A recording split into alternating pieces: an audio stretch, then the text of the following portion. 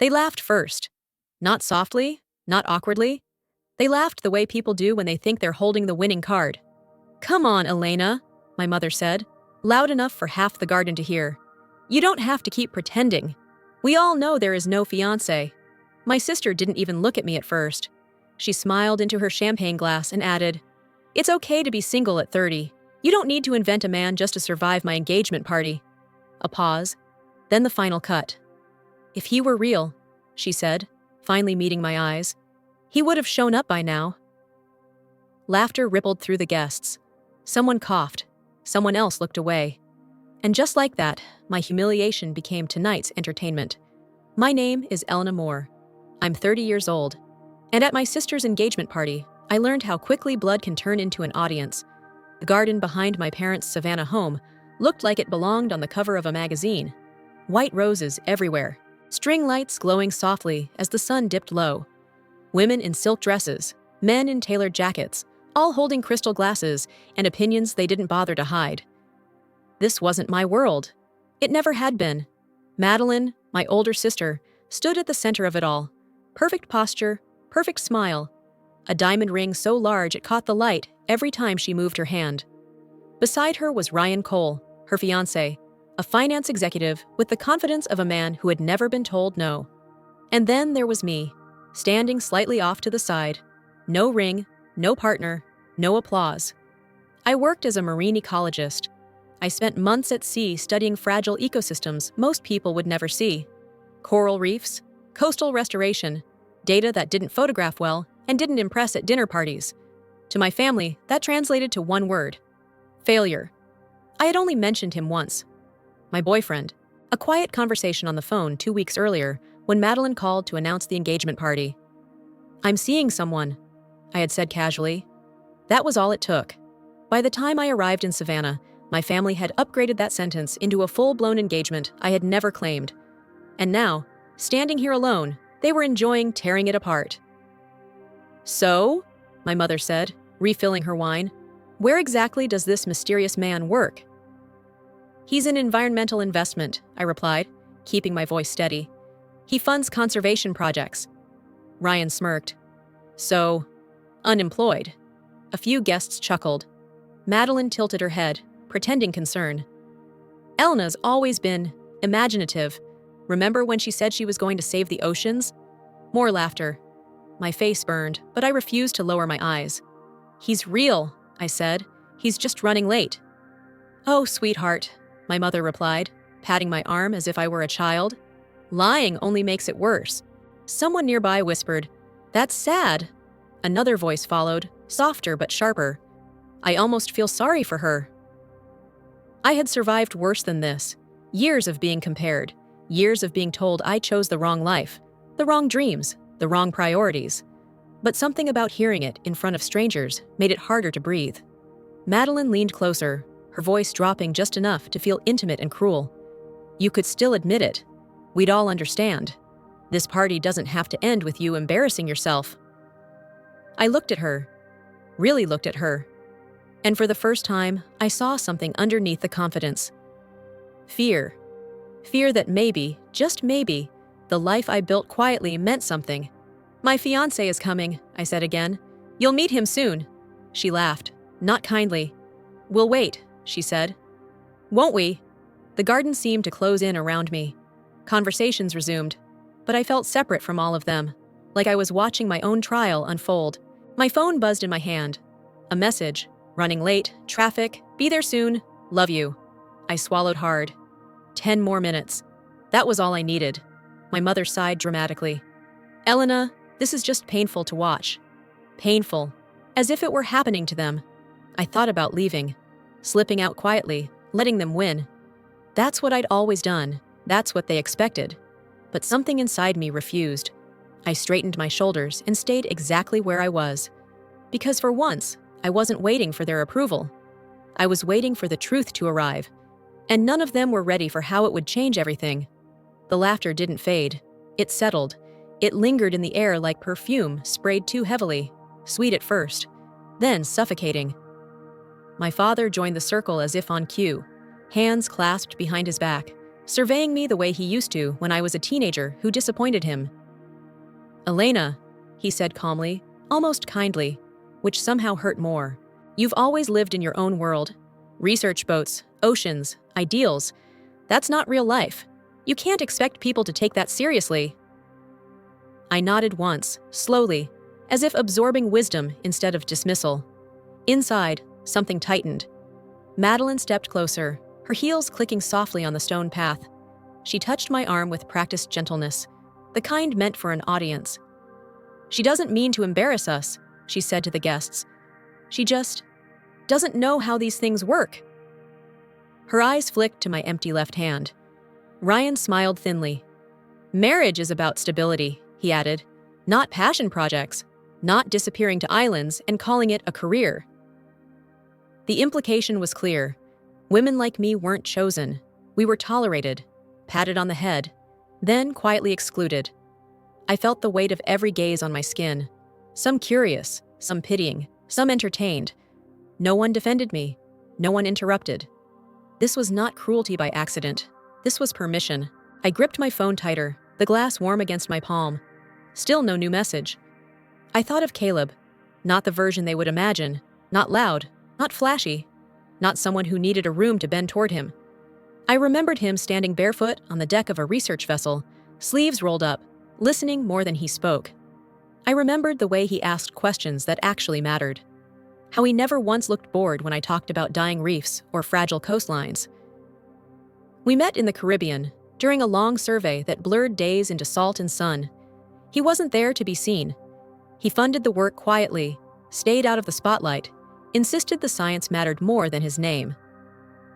Our conversations started slow, careful, no promises, no declarations, just understanding.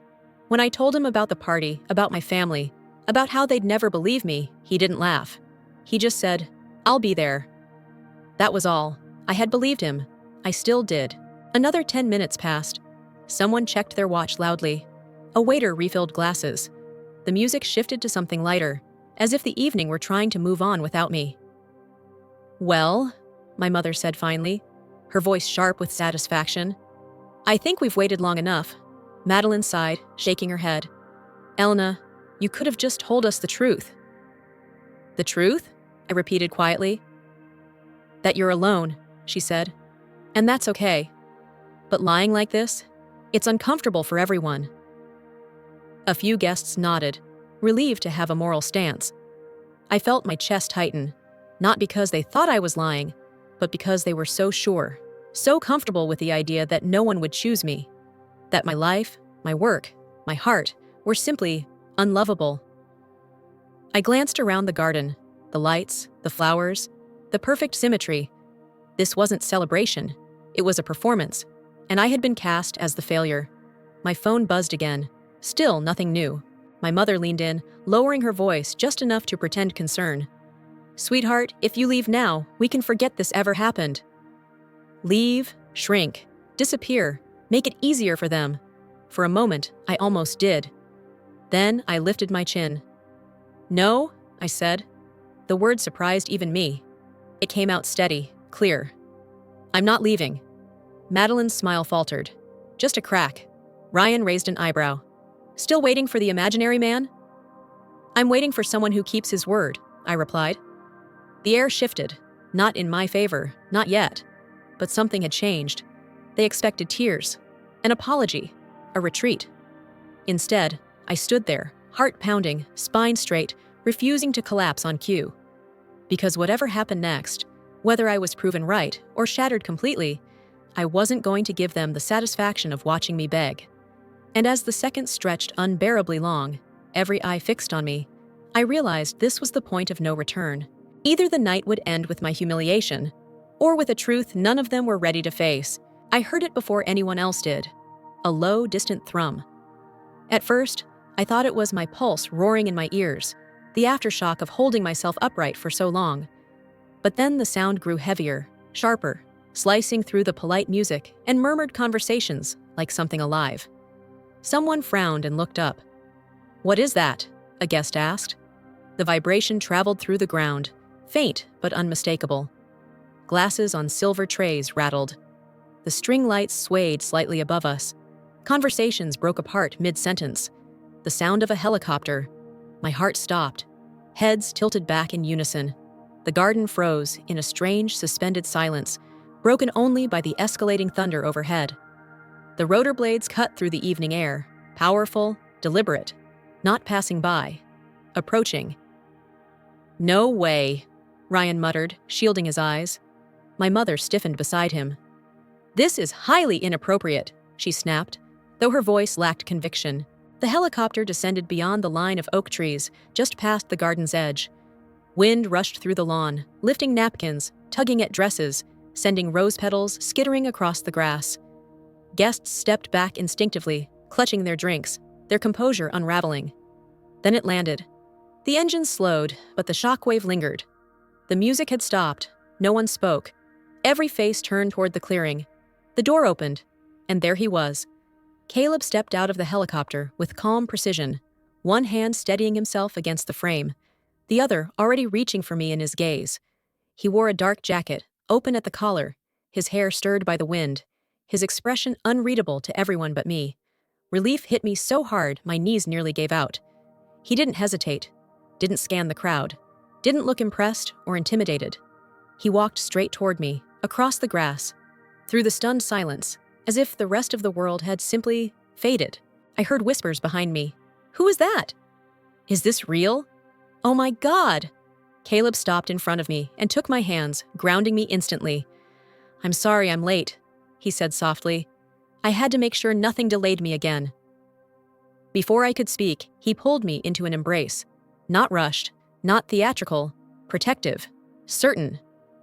The garden erupted into murmurs. "This," he said as he turned to face the crowd, one arm still around me, "is Elena, and she is my partner." My mother stared at him as if she'd forgotten how to breathe. Madeline's smile collapsed completely. Caleb's voice carried without effort. "I manage an international environmental conservation fund. We support marine research across the US, the Caribbean, and Europe. Quietly, intentionally." Ryan opened his mouth, then closed it again. Caleb gestured behind him. Two assistants approached, presenting wrapped boxes with understated elegance. "Congratulations," Caleb said, nodding toward Madeline and Ryan.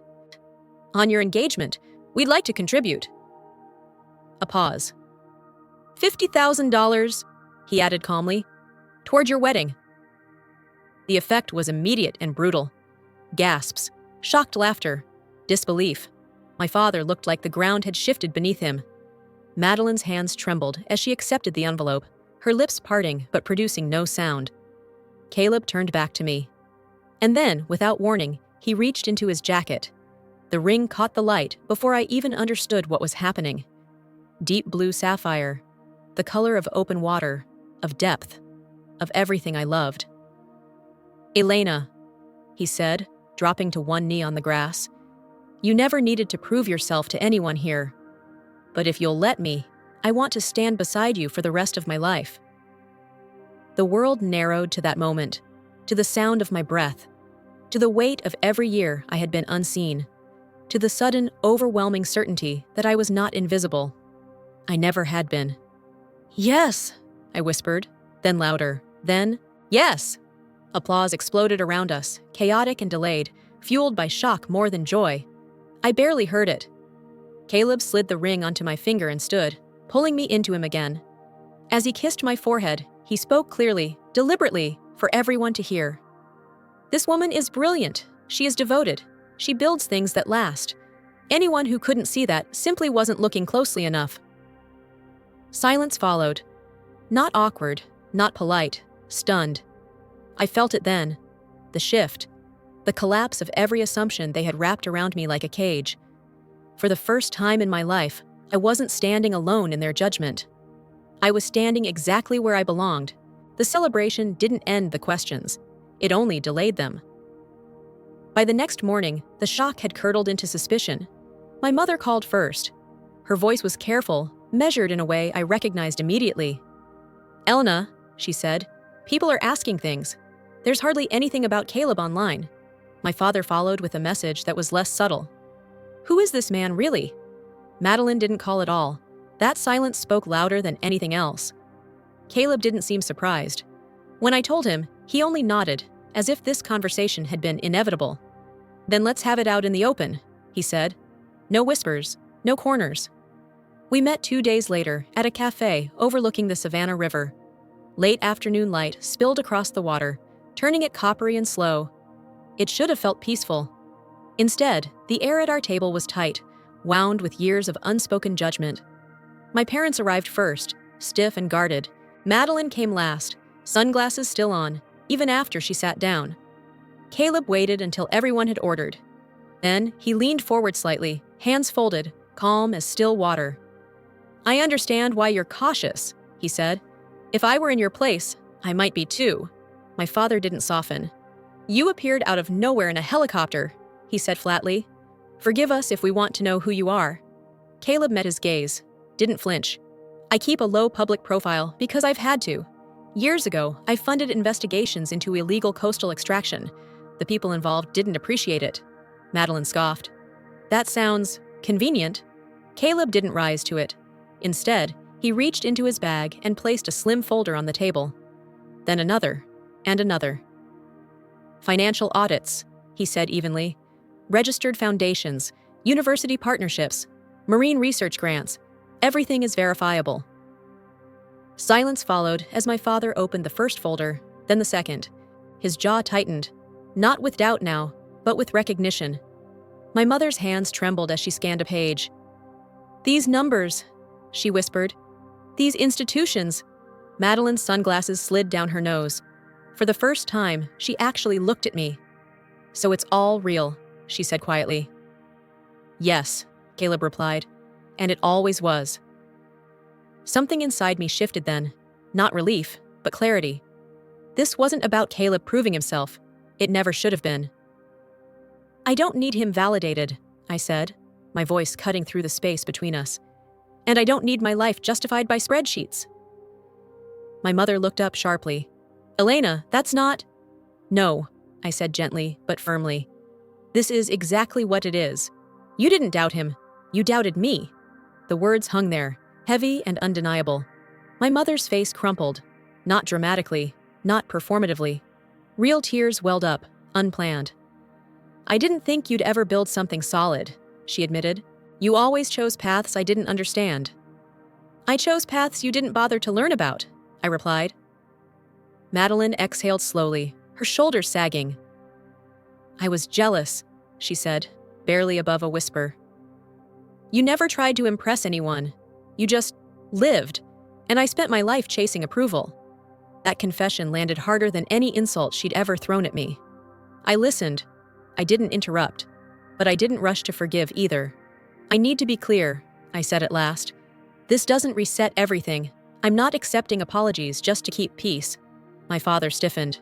"What are you saying?" "I'm saying if you want to be part of my life," I continued, steady now, "it comes with respect, not comparisons, not dismissals, not conditions."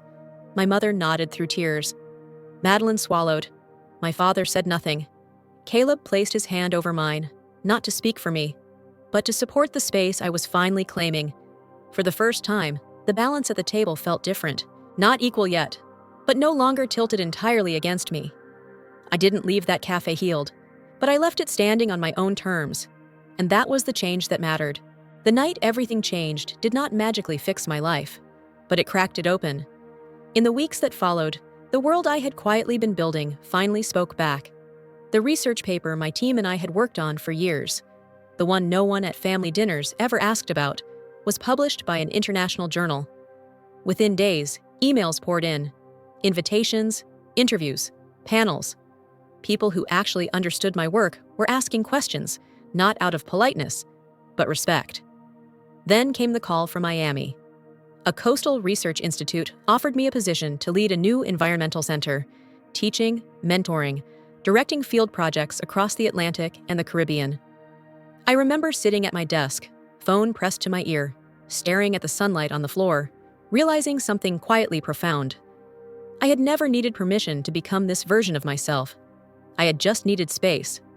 My family changed too, but not overnight, and not perfectly.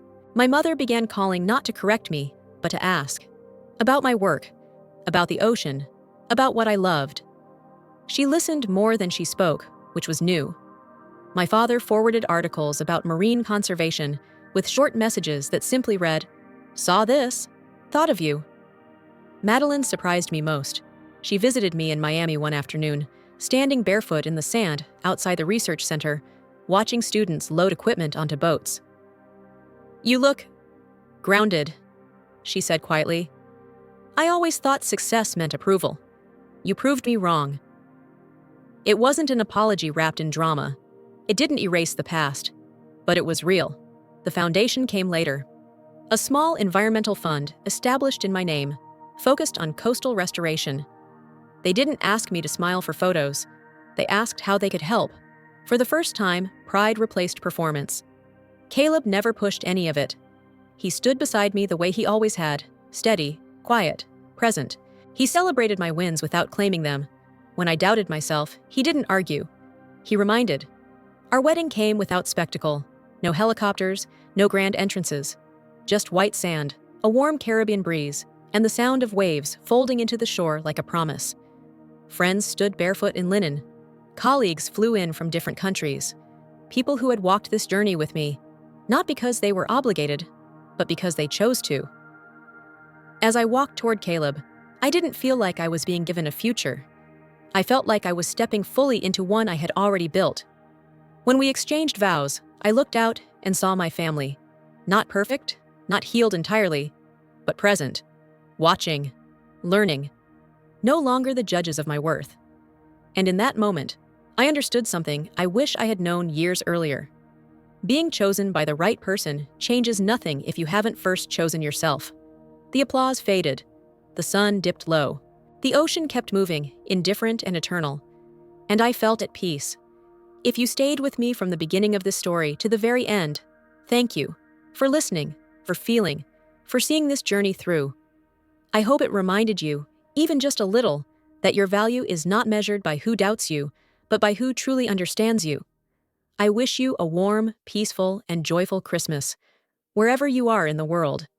And if this story touched you, please like and subscribe so you can hear more stories from women who learn to choose themselves too.